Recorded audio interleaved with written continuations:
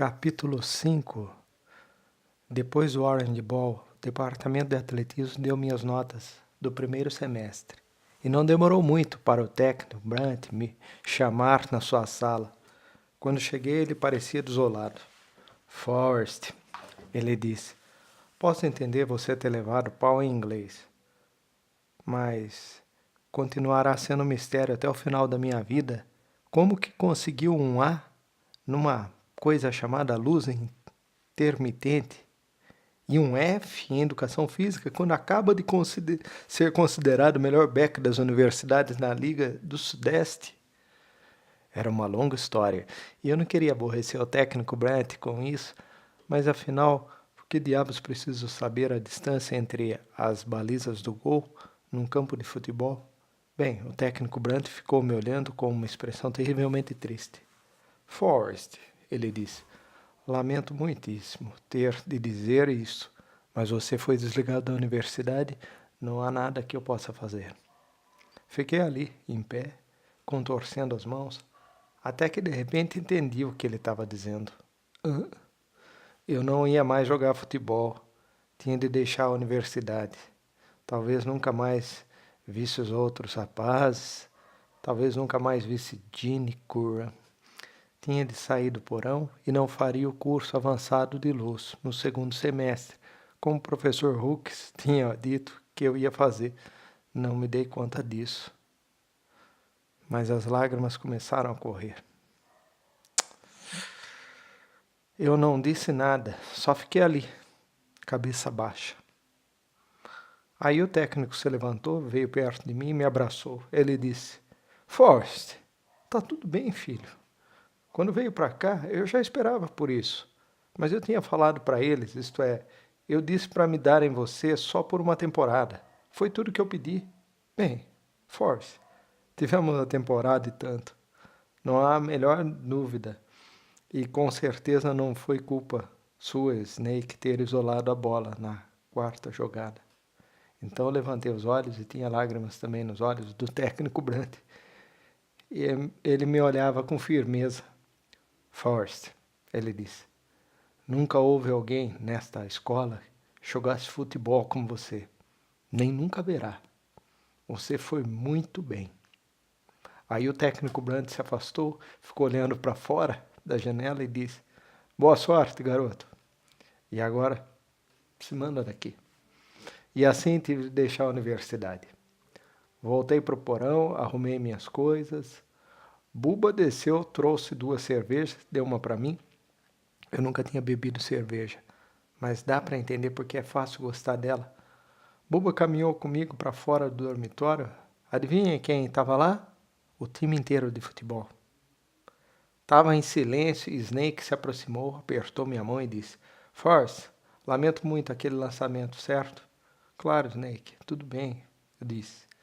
Então todos se aproximaram um por um e apertaram minha mão. Até o Kurtz, que usava uma atadura do pescoço até embaixo por ter derrubado uma entre várias portas do dormitório. Buba queria me ajudar a carregar as coisas até a estação de ônibus, mas eu disse que preferia ir sozinho. Dê notícias, ele disse. De qualquer modo, no caminho para a estação, passei pelo prédio do Grêmio Estudantil, mas não era noite de sexta-feira e a banda de Ginny Curran não estava tocando. Então eu disse, pro inferno com isso. Peguei um ônibus para casa. Já era tarde da noite quando o ônibus chegou em Mobley.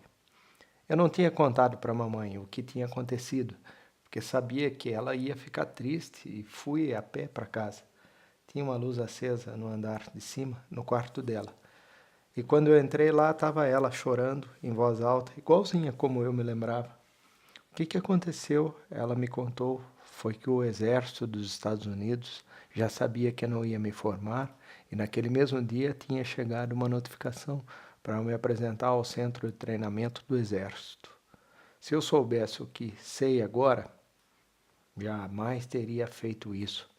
Minha mãe me levou até lá alguns dias depois. Ela tinha preparado um lanche para o caso de eu sentir fome no caminho, para onde quer que a gente estivesse indo.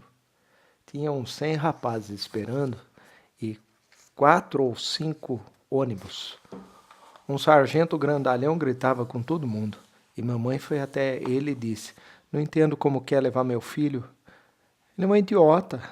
Mas o sargento apenas olhou para ela e disse: E o que a senhora acha que essa gente toda é?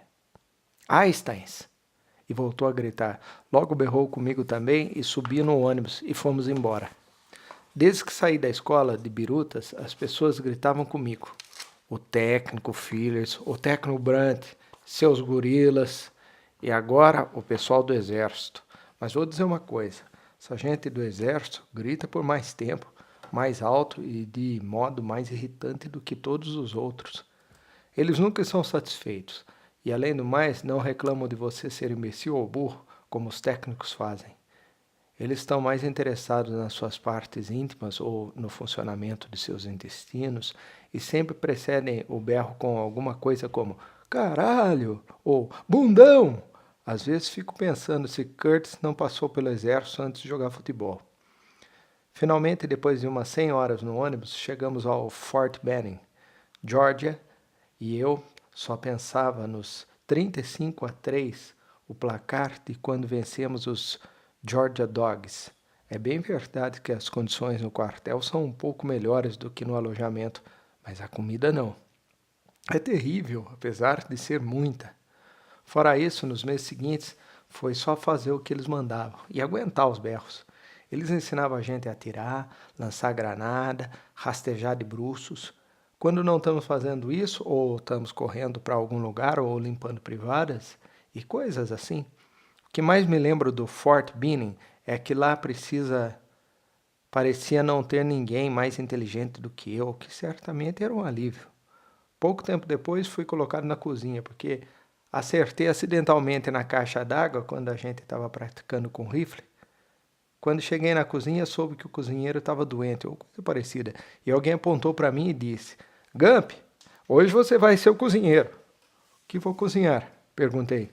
Nunca cozinhei antes. Não importa, alguém disse. Aqui não é o Santo Souce, sabia? Por que não faz um ensopado? Alguém mais disse. É mais fácil. Ensopado de quê? Perguntei. Dá uma olhada na geladeira e na despensa. O cara disse. Basta jogar na panela tudo que encontrar e ferver. E se não ficar bom? Perguntei. E quem vai ligar? Aqui sempre se come qualquer coisa, não é? Nisso ele tinha razão. Bem, comecei a pegar tudo que podia das geladeiras e da despensa. Tinha lata de tomate, feijão, pesco, bacon, arroz, farinha de trigo, saco de batata. Nem sei o que mais. Juntei tudo e disse para um dos dois rapazes: Onde cozinho isso? Tem algumas panelas no armário, ele disse. Mas quando fui pegar só tinha panela pequena e não grande. O bastante para cozinhar um ensopado para 200 homens da companhia. Por que não pede ao tenente? Alguém disse. Ele está no campo de manobras, foi a resposta. Não sei não, hein, disse um rapaz, mas quando chegarem vão estar mortos de fome, por isso é melhor pensar em alguma coisa. O que acham disso? Perguntei. Tinha uma coisa enorme de ferro, cerca de 2 metros de altura e 1,5 de largura num canto. Isso é a caldeira a vapor, não pode cozinhar nela. Por quê? Eu disse. Não sei, só sei que não faria isso se eu fosse você, hein? Tá quente, tem água nela, eu disse. Faça como quiser, alguém disse. Temos mais o que fazer. Então usei a caldeira a vapor. Abri todas as latas, descasquei todas as batatas, joguei ali dentro toda a carne, cebola, cenoura que encontrei e despejei 10 ou 20 frascos de ketchup e mostarda. Depois de mais ou menos 1 hora, já dava para sentir o cheiro de ensopado. Como está indo o jantar? Alguém perguntou depois de um certo tempo. Vou provar, eu disse. Afrouxei a tampa da caldeira e lá estava ele. Dava para ver toda aquela coisa borbulhando e de vez em quando uma batata, uma cebola surgia na superfície e boiava. Deixa eu provar. Um deles pediu. Com uma xicrinha pegou um pouco de ensopado. Esta merda ainda não está pronta, é melhor aumentar o fogo. Eles estão para chegar. Então aumentei o fogo e realmente a companhia começou a chegar do campo. Dava para ouvir eles no quartel tomando banho, se vestindo para a refeição da noite. E não demorou muito, começaram a entrar no rancho. Mas o ensopado ainda não estava pronto. Provei de novo e algumas coisas continuavam cruas. No rancho dava para ouvir como que um resmungo de descontentamento que logo virou uma ladainha e aí aumentei mais o fogo. Depois de mais ou menos meia hora, eles estavam batendo na mesa com as facas e os garfos, como num motim na prisão, e aumentei o fogo o máximo possível. Eu estava ali vigiando a comida, tão nervoso que não sabia o que fazer, quando de repente o primeiro sargento entrou resmungando e deu um murro na porta. Que diabo está acontecendo aqui? Perguntou. Cadê a comida dos homens? Está quase pronta, sargento, eu disse. Quase que em seguida a caldeira começou a roncar e tremer. O vapor saiu pelos lados e uma das pernas soltou do chão. Que foi isso? O sargento perguntou. Está cozinhando nessa caldeira? É o jantar, eu disse. O sargento ficou com a cara realmente espantada, segundos depois assustada, como a cara se fica logo antes de um desastre de carro. E aí a caldeira explodiu. Não sei exatamente o que aconteceu a seguir. Só me lembro de que isso fez o teto do refeitório ir pelos ares, rebentou a janela, as portas também. Jogou longe, pela parede. O cara que lavava os pratos e o que empilhava a louça foi lançado pelos ares, parecido com um homem-foguete. O sargento e eu fomos poupados de certa forma milagrosamente, como eles dizem que acontece quando se está perto demais de uma granada para ser ferido por ela. Mas arrancou nossas roupas, menos o chapéu de mestre Cuca que eu estava usando. Espalhou ensopado em cima da gente, de modo que a gente parecia, bem, eu não sei com o que a gente parecia, mas, cara, era muito estranho. Inacreditavelmente também não fez nada nos rapazes que estavam fora da cozinha, no rancho. Continuaram nas mesas, só que cobertos de ensopado, com a cara de quem sofre de traumatismo de guerra ou coisa parecida. Mas com certeza serviu para fechar o bico deles quando a que horas a comida ia ficar pronta. De repente, o comandante da companhia entrou correndo no prédio. Que foi isso? Ele gritou. Que aconteceu? Ele olhou para nós dois e berrou. Sargento Crass, foi você?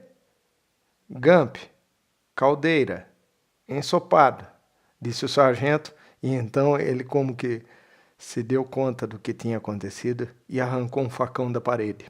Gump, caldeira, ensopada. Ele gritou e veio para cima de mim com o facão. Eu saí correndo, ele atrás de mim por toda a praça de armas e até mesmo pelo clube dos oficiais e pela oficina mecânica, mas eu deixei ele para trás porque esta é a minha especialidade. Mas vou dizer uma coisa, eu não tinha a menor dúvida de que estava em maus lençóis. Certa noite, no outono seguinte, o telefone tocou e era Buba. Ele contou que tinham cortado sua bolsa de estudos porque seu pé tinha quebrado pior do que esperavam e que também estava saindo da faculdade. Perguntou se eu podia sair e ir a Birmingham para ver a universidade jogar contra os Palermas do Mississippi, mas que, confinado no quartel naquele sábado, como ficava todo fim de semana, já tinha quase um ano, desde que o ensopado foi pelos ares. Sendo assim, não pude ir, por isso ouvi o jogo pelo rádio, enquanto esfregava a latrina. O placar estava quase igual no final do terceiro quarto. Snake estava num grande dia, marcava 38-37 a nosso favor, mas os caras do Mississippi marcaram um touchdown quando faltava apenas um minuto. Aí foi a nossa quarta jogada e não tinham mais direito a pedir tempo. Rezei em silêncio para o Snake não fazer o que fez em Orange Bowl, isto é, isolar a bola e perder o jogo, mas foi exatamente o que ele fez.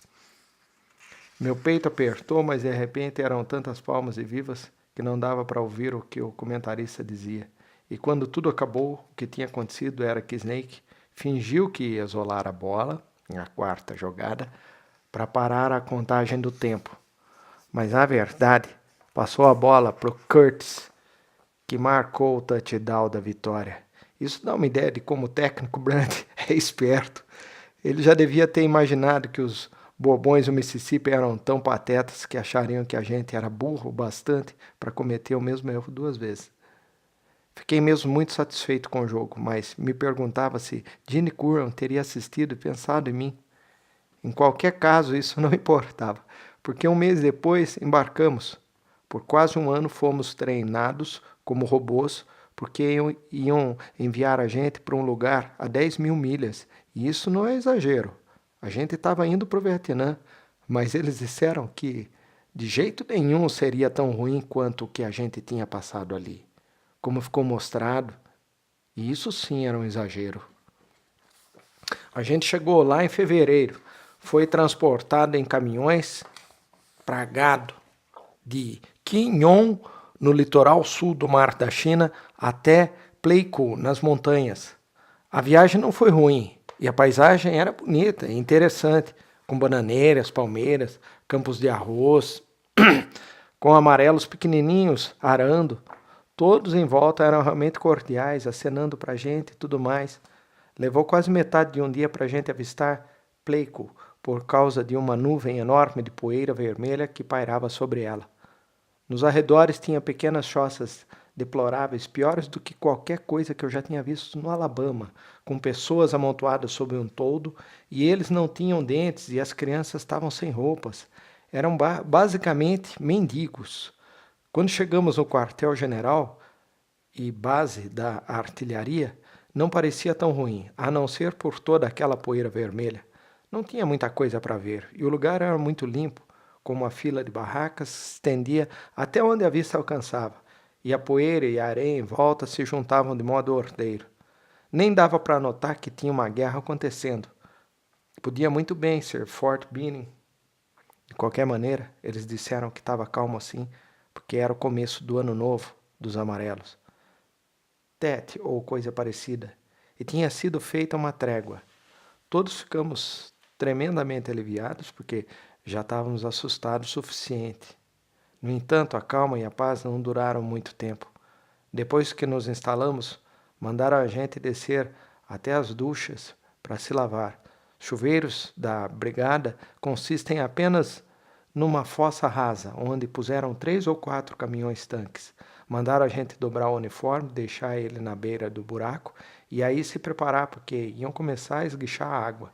Isso vinha a calhar, pois a gente estava quase uma semana sem tomar banho e a morrinha começava a cheirar. A gente estava ali no buraco, sendo lavado com mangueira e tudo, e estava escurecendo, quando de repente se ouviu um som engraçado no ar e um dos que esguichavam a água berrou: "Está vindo!" E todos que estavam na beira da fossa sumiram num passe de mágica.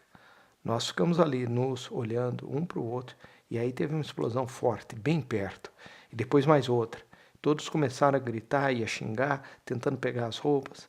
As explosões seguintes foram todas em volta da gente. E alguém gritou: "Pro chão!" O que de certa forma era ridículo, já que a essa altura a gente estava tão achatada no fundo do buraco que mais parecia verme que gente. Uma das explosões fez com que um monte de troço voasse para dentro do buraco, e os rapazes que estavam mais na ponta foram atingidos por aquilo e começaram a gritar, a berrar, a sangrar e a se pegar. Ficou evidente que a fossa não era um lugar seguro onde se esconder. De repente, o sargento Krantz apareceu na beira do buraco e berrou para que a gente saísse dali e seguisse ele. Teve um pequeno intervalo entre as explosões e a gente se arrastou para fora. Lá em cima eu olhei para baixo e, meu Deus, vi uns 4 ou 5 dos caras que esguichavam água na gente. Mal dava para ver que eram pessoas, todos estraçalhados como se tivessem passado por uma máquina de moer ou coisa assim. Eu nunca tinha visto alguém morto e foi a coisa mais horrível e assustadora que me aconteceu até hoje. O sargento Krantz disse com um gesto para que a gente rastejasse atrás dele, o que a gente fez. Olhando de cima, devia ser um espetáculo e tanto, hein? Uns 150 caras, todos nus, se contorcendo no solo, formando uma fila comprida. Tinha um bando de trincheiras cavadas, uma atrás da outra, e o sargento Krantz pôs 3 ou 4 de nós em cada buraco. Mas assim que me vi numa, percebi que devia ter ficado na fossa. As trincheiras estavam cheias até a cintura de uma água fétida, lodosa, acumulada pela chuva. E tinha sapos, cobras, insetos que rastejavam e saltavam e se contorciam em volta. Foi assim a noite toda. Tivemos de ficar nessa trincheira e sem jantar. Quando ia amanhecer, o bombardeio acalmou e mandaram a gente cair fora das trincheiras, pegar nossas roupas e armas e se preparar para atacar. Como a gente era relativamente novato, não tinha muito que pudesse fazer. Eles nem sabiam onde nos pôr. Por isso disseram para a gente vigiar o perímetro sul, onde ficavam as latrinas dos oficiais. Mas isso foi pior que ficar nas trincheiras, pois uma das bombas caiu na latrina e espalhou mais ou menos, uns 250 quilos de merda pelo ar. Tivemos de passar o dia todo ali, sem café da manhã, nem almoço. Então, no pôr do sol, começaram a bombardear de novo. E tivemos de ficar deitados ali, com a cara naquela merda toda. Deus do céu! Foi nojento. Finalmente alguém se lembrou de que talvez tivéssemos fome e mandou um monte de caixas de ração. Peguei uma lata de ovos com presunto frio, com a data de 1951. Corri uma porção de boatos. Alguns diziam que os amarelos estavam invadindo a cidade de Pleico. Outros que eles tinham a bomba atômica e só estavam bombardeando com morteiros para enganar a gente. Ainda outros diziam que não eram os amarelos que atiravam na gente, mas os australianos, ou quem sabe, os holandeses ou noruegueses. Para mim não fazia a menor diferença quem bombardeava, que os boatos se danassem. Só sei que depois do primeiro dia tentamos fazer do perímetro sul um local habitável. Cavamos trincheiras e usamos as pranchas e o zinco das latrinas dos oficiais para cobrir um pouco. Mas o ataque nunca aconteceu e nunca vimos sequer um amarelo atirando. Afinal, não deviam ser bobos para atacar um local de merda? Todas as noites, durante uns 3 ou 4 dias, bombardearam a gente. Finalmente, numa certa manhã, quando o fogo cessou, o Major Balls, subcomandante do batalhão, rastejou até o comandante da nossa companhia e disse que a gente tinha que ir para o norte, para ajudar a outra brigada que estava passando o diabo na selva.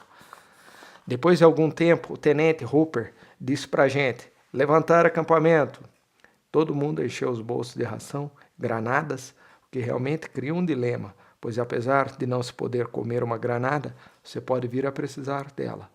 Mas de qualquer modo, eles embarcaram a gente num helicóptero e partimos. Antes mesmo do helicóptero aterrissar, já dava para ver a fria em que a terceira brigada tinha se metido.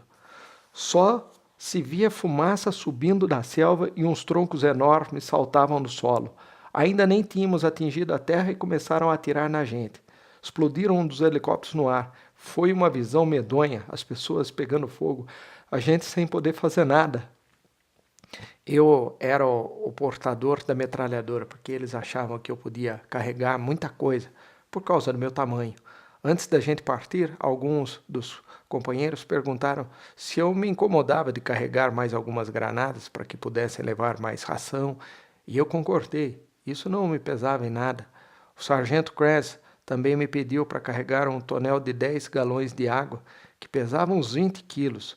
Logo antes de partir, Daniels, que levava o tripé da metralhadora, estava com diarreia e não pôde ir. Daí também tive de carregar o tripé.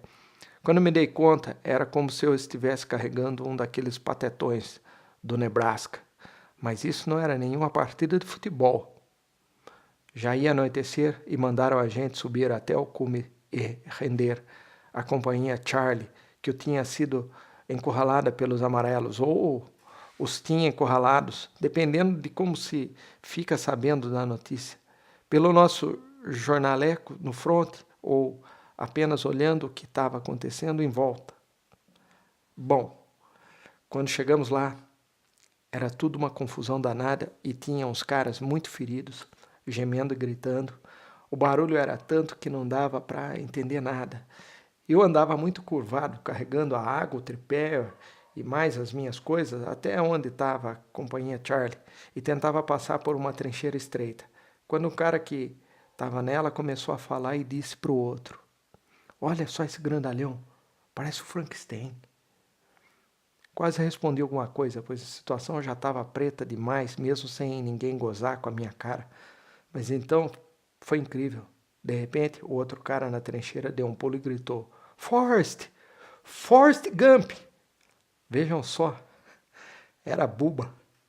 Resumindo, aconteceu que, apesar do pé de Bubba estar muito machucado para jogar futebol, não tinha machucado o suficiente para impedir ele de ser mandado para outra metade do planeta em nome do Exército dos Estados Unidos. Bem, enfim, consegui me arrastar e tudo mais até onde me esperavam. E depois de algum tempo, Bubba apareceu. E nos intervalos do bombardeio, que sempre paravam quando aparecia um helicóptero nosso, a gente botava o assunto em dia. Ele me contou que Gene Curran tinha deixado a faculdade e partido com um grupo de protesto contra a guerra ou algo parecido. Também disse que o Curtis tinha dado uma surra no policial do campus porque tinha sido multado por estacionar no lugar errado. Estava em pleno ato quando as autoridades apareceram. Jogaram uma grande rede em cima e sedaram ele. Bubba disse que o técnico Brandt fez o Curtis correr mais 50 vezes em volta do campo, depois do treino, como castigo. O bom camarada Curtis.